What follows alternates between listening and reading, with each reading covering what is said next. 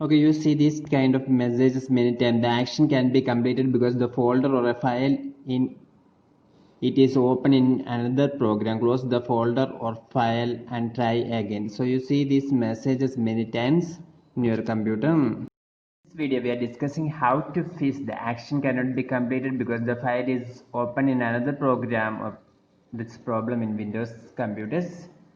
We will show you some solutions. So the first method is close the program. If it is a Microsoft Word, PowerPoint or whatever it is, you can close the program. You must simply close from here.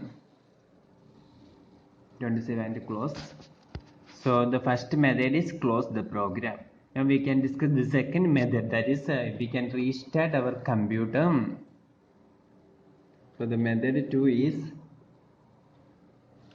restart button, and from here you can press the restart option,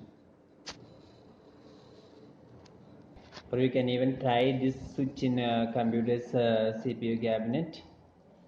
Now another method is from the taskbar of your computer, that is you must press the three keys. You must press the